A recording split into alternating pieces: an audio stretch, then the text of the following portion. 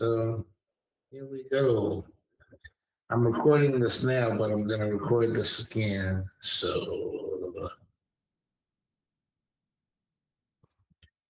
what to do with an Afro?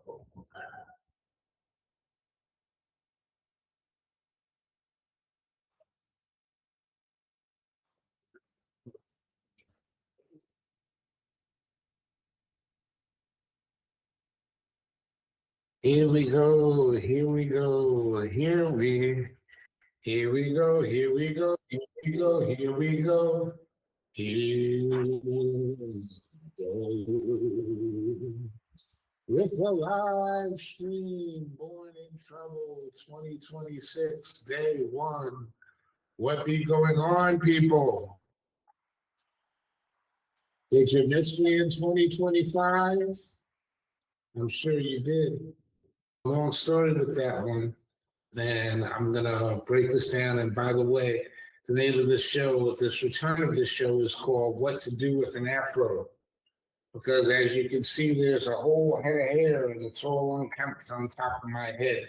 But there's a story behind that, and we're going to get into it as we get into this hour. But in case you're unfamiliar or in case you forgot, I'm your host, John X, one of the realest no-followers on the internet, formerly on the internet, long-time blogger, internet guy since early 2000, original Black Planet super friend. I don't know if anybody remembers that, but that was my first really exposure to mass media at that point in time. I was just like many other people, I had a membership on Black Planet where I had over, I believe at one point it was over like 400,000 people on my page and on my blog, and we used to do a lot of good things. And I always feel like that's always a lost website.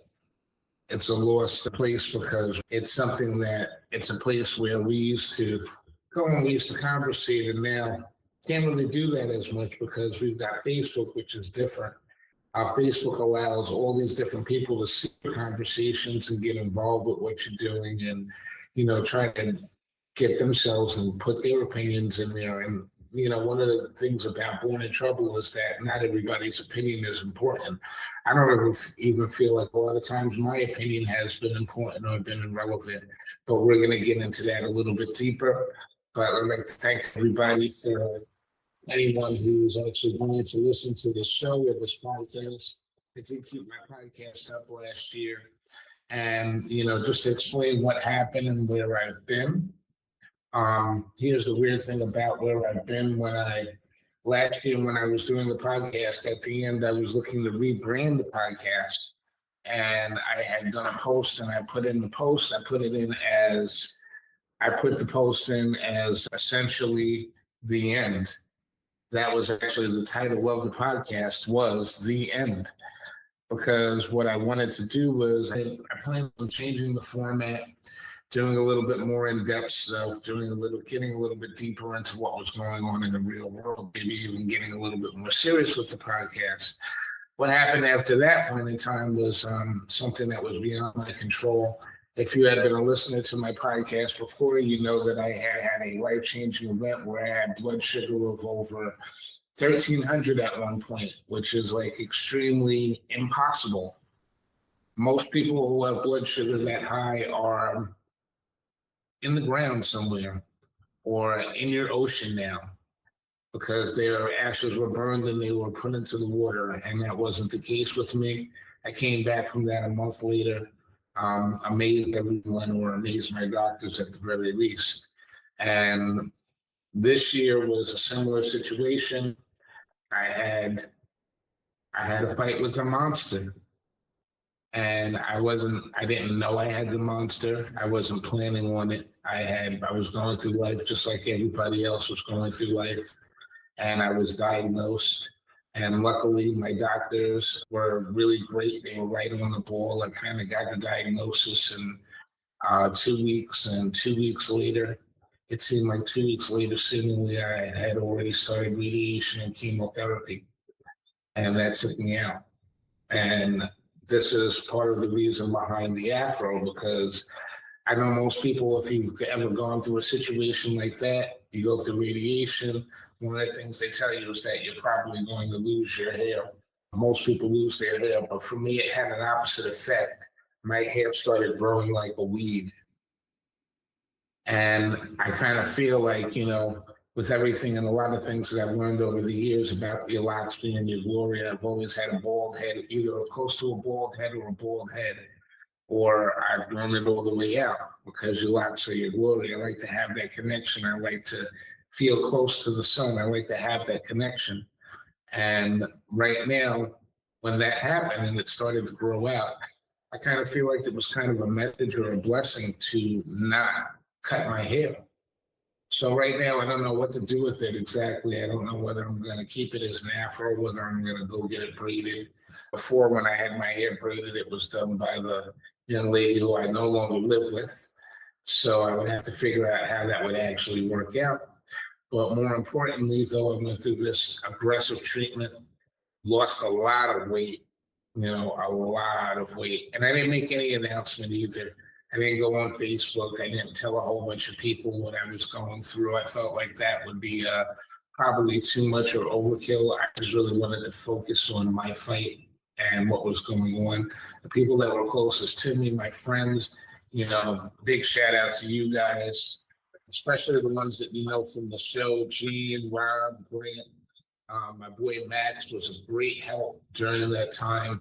And they were great with keeping my secret and keeping it down, because at one point, if anybody knows me, if you look in the back, if I even lean back here, you see this weight building up here in my loft in my apartment here. I've always been a very active person. I've always been a very healthy person. And I was a very solid 240 pounds when this started.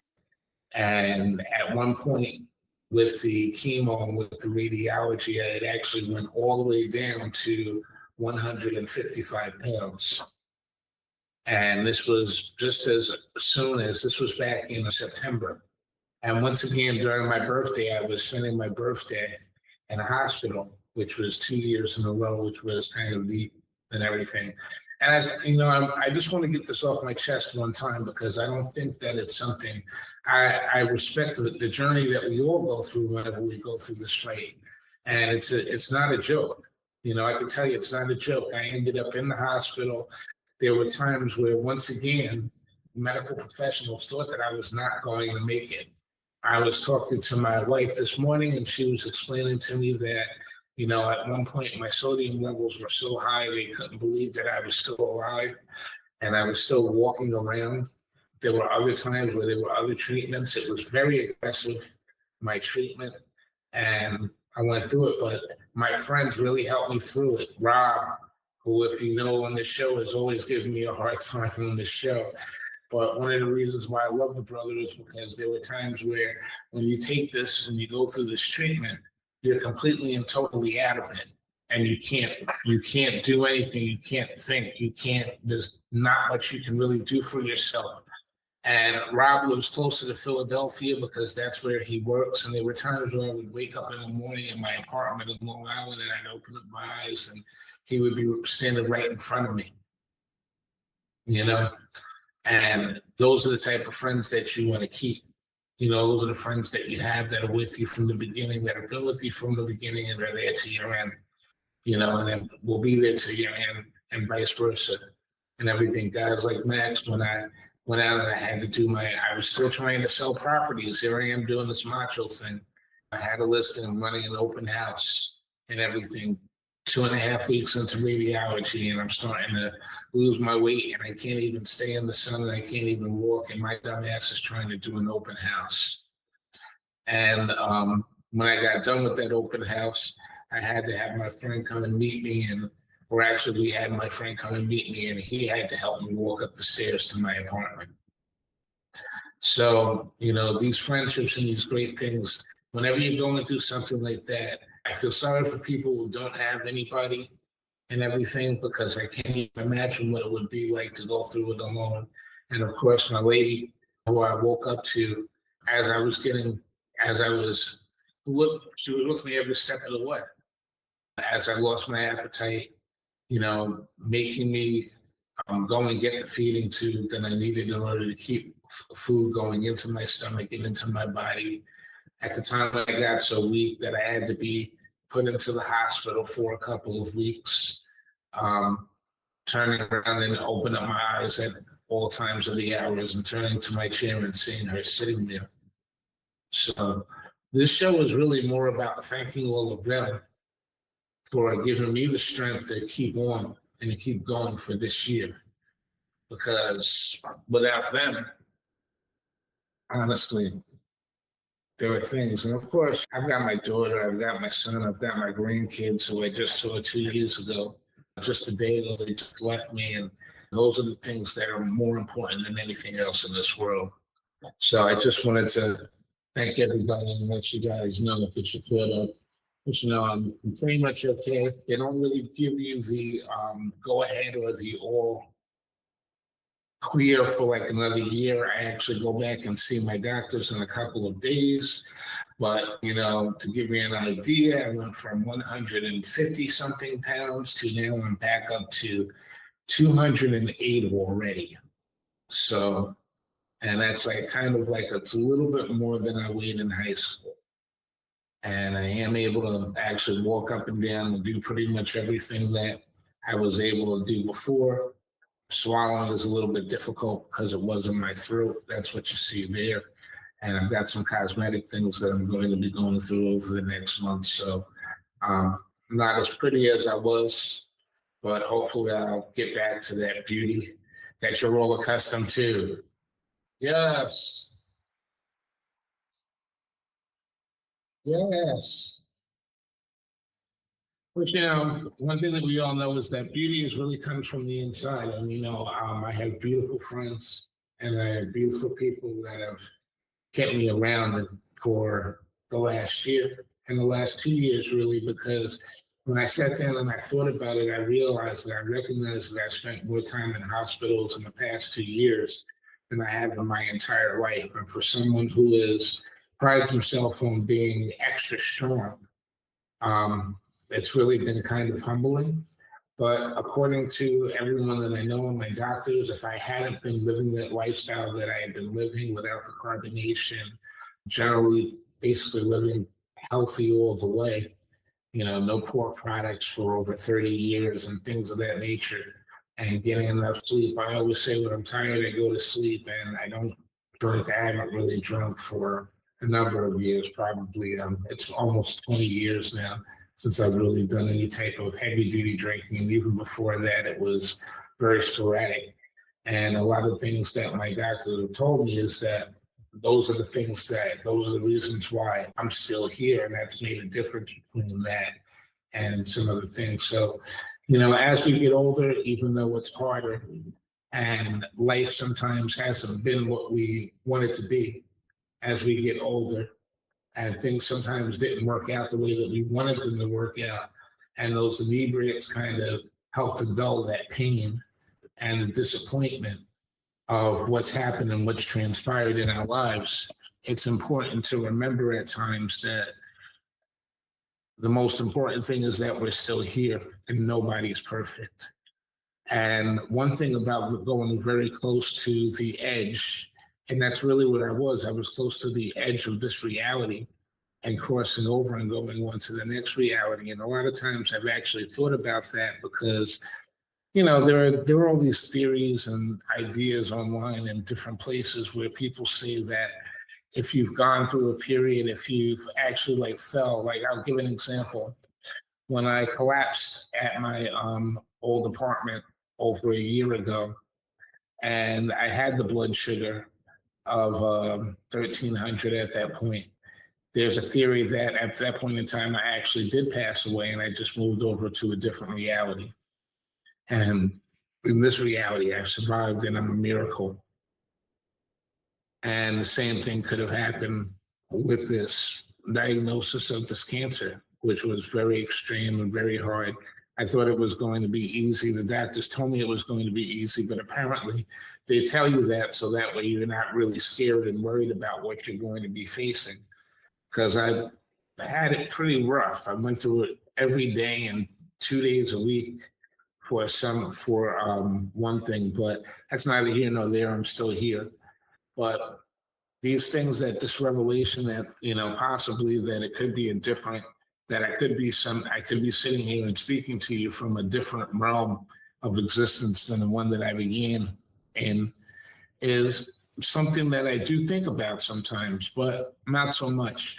And being with everything that I went through, I really had to take everybody has different experiences. Some people, they see a light. Some people, they speak to their elders. I feel like I did. And I feel like I got answers to a lot of things, and I feel very humbled by a lot of the things. Taking inventory of the things that I've done in my life and the experiences that I've had in the life and my decisions that I've made over the course of my life that have affected others, some for good and some for bad.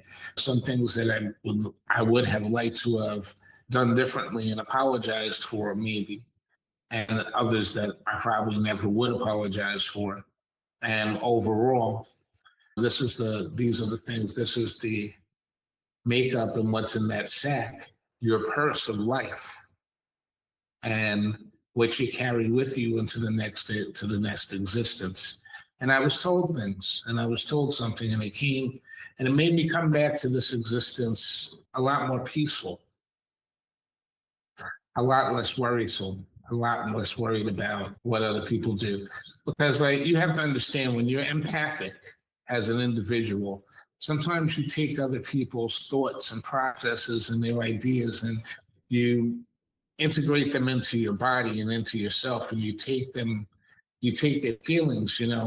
For me, it's like, for example, when I see somebody doing something the wrong way and I know the right way to actually do it, a younger John, my first nature was basically to drive myself crazy to try to get them to do the right thing. And as you go along and you go through life, you realize that that's not the way to go about doing things, because you're really just going to kill yourself. So you get this laid back thing, or at least I got this laid back thing where I could just watch people and just go, I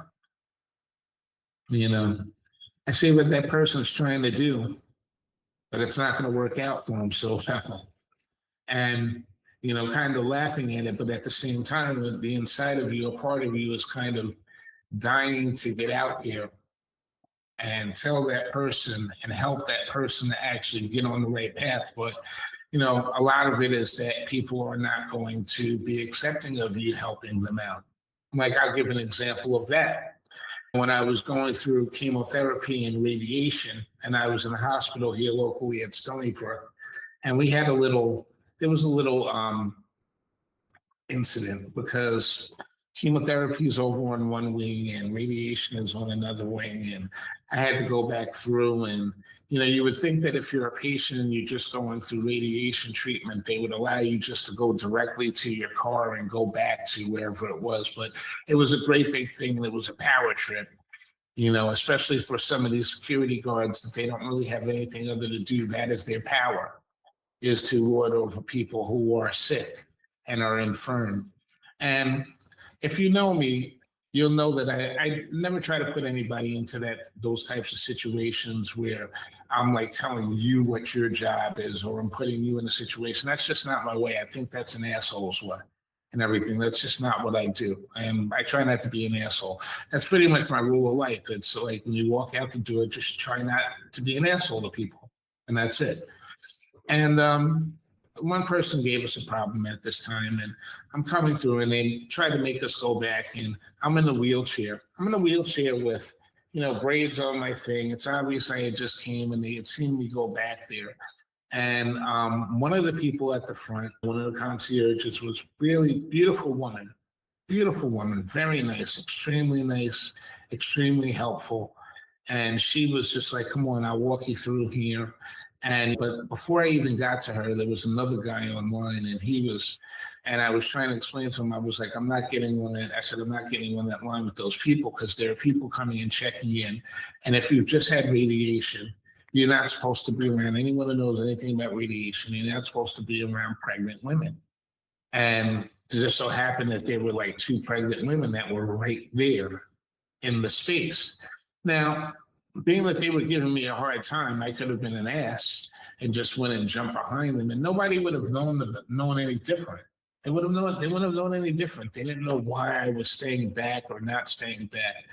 And one of the women, Caucasian woman, of course, who was actually pregnant, she was like, "Oh, why are you making a big deal out of everything?" And I looked at her and I was like, not for nothing. I explained to her, I just went through radiation and I'm not supposed to be near you. And I could have just jumped in right behind you and been like, whatever. But since you're so interested in knowing and everything, and I, her face just like her chin just dropped, like automatically, like, okay. Like, like it was just a dumb thing for you to say. You don't know what I'm going through. I don't know what you're going through, and I'm still being nice. And before that, even when I was speaking to the guy, there was something in between there, and I was like, listen, I said, I'm just really trying to, give you the information and help you out. And he goes, oh, you're trying to help me out. You're trying to help me out. I'm like, yeah, just being polite, trying to help you out. And then when I explained to him how I was trying to help him out, he was like, oh, and it was like one of those things where you actually are trying to help me out in the situation. And, but still, the ego was such that, and I guess, I don't want to call it the politics or the idealism or just the identity thing that's going on with people today. But it was almost as if, it's these people that are taught, like, never apologize. Don't apologize, no matter what. Right or wrong. So he's trying his best not to apologize, and that's okay. Once again, I don't really care. It's not my issue. But when we're going through these things, when we're going through these people and everything, everybody is so busy trying to get their one spot or to prove their importance to this life. And one thing that I learned in my journey this year was that nothing's really that important. I've never really had a big ego, which is kind of like, which is kind of strange for people when they actually learn that, but when they actually talk to me and they realize it and they recognize that it's never really been a big thing with me. I played basketball for my team, and people are like, "Oh, well, you're a big Brentwood guy and everything." I'm like, "Nah, I just like playing basketball, and I wanted to do the best at that. I love the competition, I love the game." And I coached afterwards because I love the game. I love the competition. That was just something that was me doing me and everything. I wasn't doing it for you. I wasn't doing it to get popular. I wasn't doing it because I wanted to get girls or anything. Hell, most of the women that I know and everything, even the ones that a lot of them were like, oh my God, I can't believe you're even talking to her and you're friends with her. They'll tell you that I was probably one of the most socially awkward kids.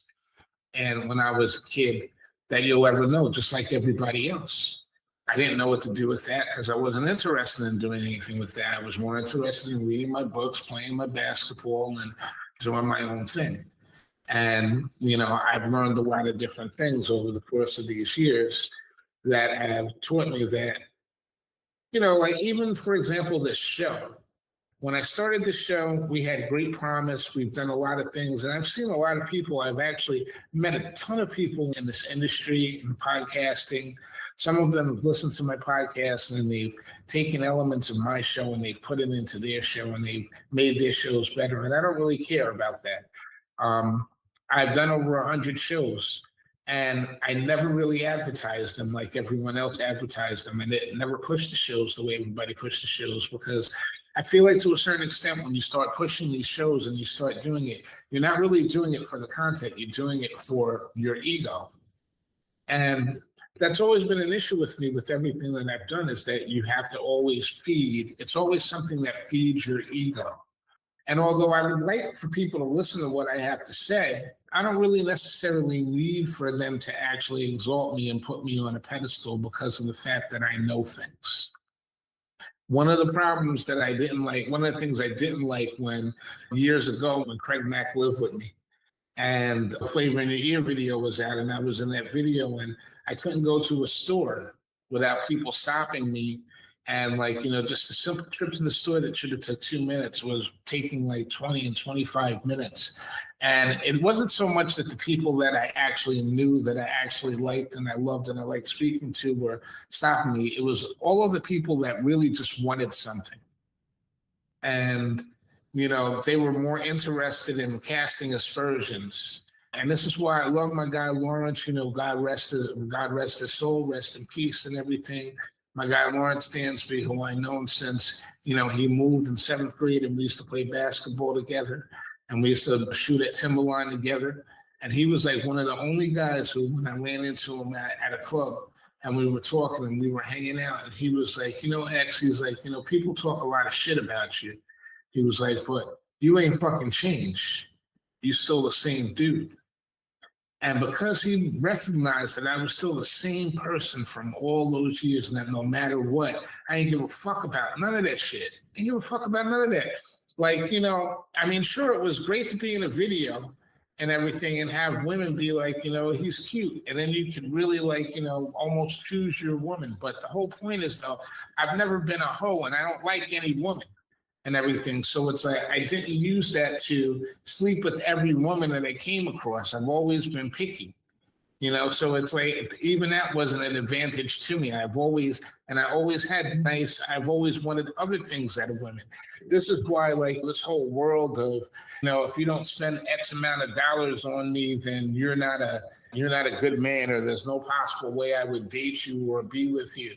I think these bitches are stupid as fuck. Holy shit, you're losing every fucking time.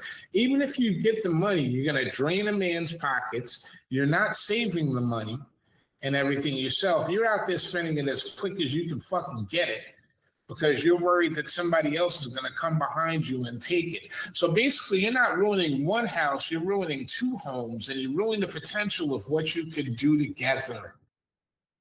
And the things that you're really looking for in a mate are not the things that I am looking for or I've ever looked for in a mate.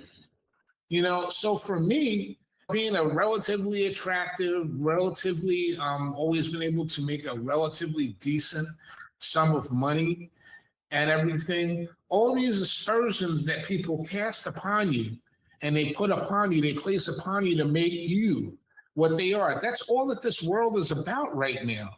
So now you have this thing where people say, if you don't make a certain amount of money, you shouldn't even date women. What the fuck does money have to do with finding somebody that got your back? Let me tell you something. I was in this hospital for all these days. And like I said, I would turn over to my left and I would see my baby sitting in my chair, sitting there waiting for me to come out. It's not because I make 6 figures or because I've taken her out. I won't take her to fucking the Cheesecake Factory. We love the Cheesecake Factory. What the fuck are you talking about? You know, this is not what you look for in a mate. What you look for in a mate is somebody that you can grow with. It's someone that, you know, when your grandkids see her, they call her grandma because she loves them as much as you love them, and vice versa. When your family members see each other, they know that you can't get in between those. You can't get in between that. That's what you look for in a mate, not somebody that can fucking, the bag comes. The money comes. You work together to get the money. It don't matter who makes it or who doesn't make it. It matters how you treat each other. And if you don't fucking get that, you're some sad motherfuckers. There's no possible way I could ever possibly feel bad about not choosing a really good, because I've been there. I've had to drop dead gorgeous woman and everything that people would like, you know, fight over. And when I basically when that shit ended one way or the other, you know, because I'm always careful as to whether or not to say like one thing. Listen, you know, relationships happen, they actually end, whatever, and everything. When they ended one way or the other, I wasn't sad. I wasn't fucked up about it because I lost something that looked good. Because looks don't fucking hold you down all the time. Looks can't always hold you down. And that's basically what it is. And, you know, I just wanted to come back and say this. It's been a long time. I have a lot of stuff that's on my mind. I missed a whole year of topics. We've got this guy in the White House that's like, they're taking all these things and they're using media against you people like in such a terrible way. You know, all these things that they're talking about now, but what they're not talking about is the fact that the Epstein files still haven't been dropped. You know, and that's probably the biggest thing in the world and everything. But you already know. We already know. And I said when he got elected last year, one of the last things I said last year, you can listen to the show and everything. The guy doesn't plan on leaving. It doesn't matter what they say between here and there and everything. And that was just a matter of the bootlickers. Now we see all the bootlickers like lining up and everything.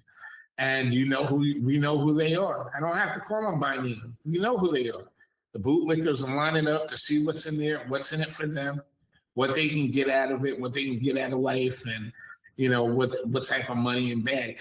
And you know, you got bootlickers in the real world. Why would you want to fucking marry a bootlicker or date a bootlicker? Because that's essentially what you're doing when you're dating some of these women that are only going after you for your dollars and everything. Whatever happened to, I'm so glad I grew up when I did, because you know, I got to sleep with and everything. And this is kind of like raw and everything, but I got to spend time with some beautiful women that just really liked me. And it's nothing more precious than that. And, you know, a lot of people are never going to have that experience because of the way that things are. It's always going to be, you know, we don't let our guards down. We don't know each other and we don't know these things. And really the only thing that can save us from this world of judgment and money and hatred is really love. It's the only thing that can really save us. It's the only thing that can bring us back, caring, you know, concern for what's going on, caring about these kids that are coming up next, caring about your fellow man more than you care about, you know, political ideology and everything. All these people online saying the Republicans, you know, when the Democrats do this or when the Republicans do this and everything, you're all assholes. You're just people and everything. You know, black people telling black people, oh, black people never used to follow the Democrats all the time. Now, y'all don't know what the fuck black people used to do, because most of y'all were just first generation or second generation like Americans. You don't have black family like that. Your black family don't come from a black family like my black family comes from. Where we come from a town, Princeville, North Carolina, that was the first freed town in the United States of America, okay? Where we came in and we had our businesses, we had our farms, we did these things, we dealt with Jim Crow. Don't tell me shit about slavery. Talk to me about Jim Crow. Tell me why these crops were priced less than the crops that grew in the white fields, and how that generationally made a difference between different people and everything. Don't tell me what my black people were and what my family was. Everybody in my family is a doctor, lawyer, minister, you know, manager, whatever. And ain't none of them licking your fucking boots. You know what I'm saying? So we may have different ideologies. We may even actually identify differently. But we ain't what you say you are just because you have to feel comfortable. We are the motherfuckers that make you nervous because we know things and we've been through things. And one of those things that we know is that black people never fucking identified with Republican political or Democrat political. We cared about who was looking out for us. If you don't get anything out of it, then they both the same people. Do you not think that that people in the Klan were wearing those robes? Why do you think they cover their heads? Because some of them are Democrats and some of them are Republicans. They're all the same. The fuck are you talking about? They're all the same and they're all different simultaneously. You know, but you want to dumb these people down. So if you want to dumb your people down, that's cool. But I'm going to continue to fucking educate mine and everything. So listen, I've talked a little bit more. I'm going to try to come up with the schedule for the show and maybe bring these guys back and everything, see how everybody's doing. As you can hear, my voice is a little bit different. That's because that's where the cancer was. It was in here. And it's gone back, and I can still have a little bit of problems like drinking and swallowing and things of that nature, but not as bad as it was. And I just want to thank everybody once again for sticking in with me and for coming and listening to my show from time to time. And I'm sure nobody has picked up on this one. I'm going to put this up on the podcast. I actually kept the podcast going for the past year, which was a good thing because I didn't want to kill it. And I hope to see you guys more often, and hopefully we can straighten it out. And if you're going to make any comments on the show, please comment. What should I do with this afro? Do I shave it? Do I puff it out like Dwayne on What's Happening? Or do I braid it up? And listen, peace and love, and thank you for all my friends and everything. Once again, I'm so humbled by you guys and and your friendship and everything that you've done for me and how you've been there. There's so much. There's so many people I can't even cover, in one show. I can't even discuss like everything that they did. But the love is there because I love you guys, man. And that's it. I'll talk to y'all later. Peace.